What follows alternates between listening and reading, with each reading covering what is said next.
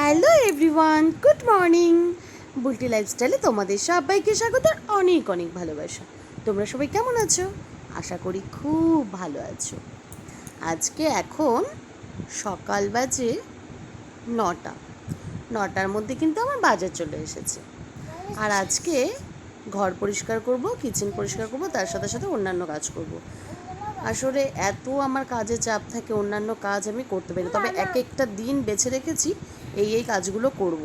সেগুলো সবাই জানো, পুজোর আগে আমরা সবাই একটু ঘরদোর পরিষ্কার করি, নতুন জামা কাপড় একটু রোদে দিই, এইসব কাজকর্ম থাকে। তার মাঝখানেও তোমাদের সাথে একটু অন্যরকম কথা শেয়ার করব।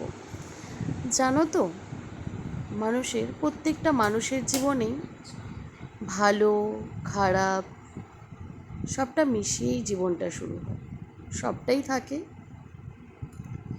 কোনো মানুষ বলতে পারবে না এই পৃথিবীতে যে আমি সব দিক থেকে খুব খুশি বা খুব সুখী একটা মানুষ। কারণ পৃথিবীতে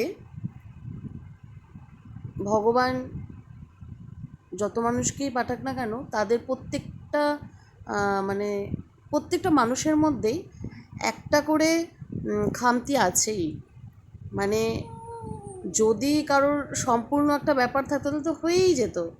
তাই ভগবান কারোর না কারোর কিছু না কিছু একটা অপূর্ণ রেখেই দিয়েছে, যার জন্য সে সবসময় ভগবানকে হয়তো মনে মনে বলবে যে এটা হলে আমি সম্পূর্ণ হয়ে যেতাম, আর সেটা ভগবান হয়তো করে না। পৃথিবীতে অনেক সম্পর্ক আছে, যেই সম্পর্কগুলো মানুষ চায় না, আর ভালো লাগছে না, বয়ে যেতে নিয়ে পারছে না, তবুও সেই সম্পর্কটা রাখতে হয়। কারণ কোনো একটা তোর সমস্যা থাকেই, তাই না? দেখো, আমার জানা একটা মানুষ আছে যে মানে একটা সম্পর্কে রয়েছে, সেটা চাইছে না, ভালো লাগছে না। সেটা স্বামী স্ত্রী হতে পারে, প্রেমিক প্রেমিকা হতে পারে, বা অন্যান্য রিলেটিভ, মাসি পিসি, ইত্যাদি ইত্যাদি। যাই হোক, যে কোনো সম্পর্ক। অনেকে ভাবে কি যে আমি এই সম্পর্কটা চাইছি না, কিন্তু মুখের একটা ভালোবাসা, ঠিক আছে, দেখা হলে ভালো আছো, কেমন আছো, ওটুকুতেই শেষ। আর যদি তার থেকে গভীরতার কোনো সম্পর্ক হয়ে থাকে, চাইছে না তবুও সে সম্পর্কটা রেখে যেতে হয়, কারণ সে পারছে না, ছেড়ে যেতে পারছে না। আবার ছেড়েও ছেড়ে দিয়েও থাকতে পারবে না,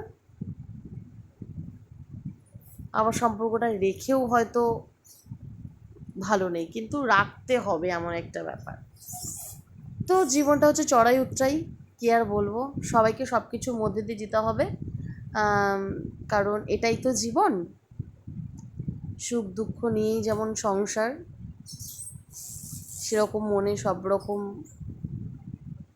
সব কিছুই থাকবে। তবে হ্যাঁ, একটা কথা তোমাদেরকে বলি,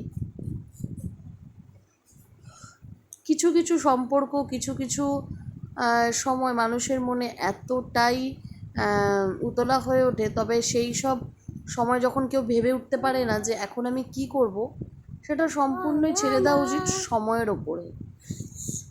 সময় আর পরিস্থিতি তোমাকে এমনভাবে গুছিয়ে দেবে বা বুঝিয়ে দেবে, তুমি ভাবতেই পারবে না যে কোনো মানুষ হয়তো পারবে না।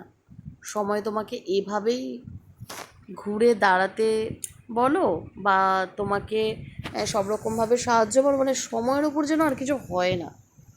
সময় আর পরিস্থিতি অনেক কিছু শিখিয়ে দেয়। যাক, সেসব অন্য কথা ছাড়ো, তার মাঝখানে এবার একটু কাজের কথা বলি। কিছুদিন ধরে আমার তো দেখছো কাজের খুব প্রেশার, এগুলো সব বাচ্চাদের ফ্রক, তো এগুলো আমি নিজেও করি, লোক দিয়েও করাই।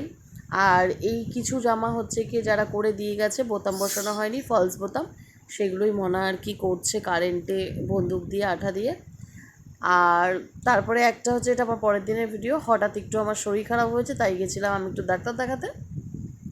তার জন্য রেডি হয়ে বেরিয়ে পড়েছি একাই, কারণ আমাকে একাই যেতে হবে, কিছু করার নেই। আর সব কিছুই এখন আমি একাই করতে ভালোবাসি, আর আমাকে একাই করতে হয়, তো সেইটা নিয়ে আর কিছু বলার নেই। তো চলো বন্ধুরা, তোমরা কারা কারা আমার ভিডিও দেখলে আমি জানি না, যারা যারা দেখেছো ভালো লাগলে অবশ্যই একটা লাইক করো, কমেন্ট করো, আর পারলে শেয়ারও করে দিও। আর যারা এখনও সাবস্ক্রাইব করোনি তারা প্লিজ আমার চ্যানেলটি সাবস্ক্রাইব করে আমার পরিবারে চলে এসো।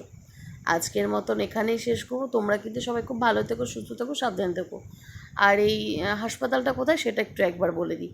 এটা হচ্ছে আমাদের রানাঘাটের আনুলিয়া হাসপাতাল, কিন্তু এটা হচ্ছে আউটডোর, মানে এখানে সব যে ডাক্তার, সরকারি ডাক্তারগুলো বসে এটা, আর এমার্জেন্সিটা হচ্ছে সামনের দিকে।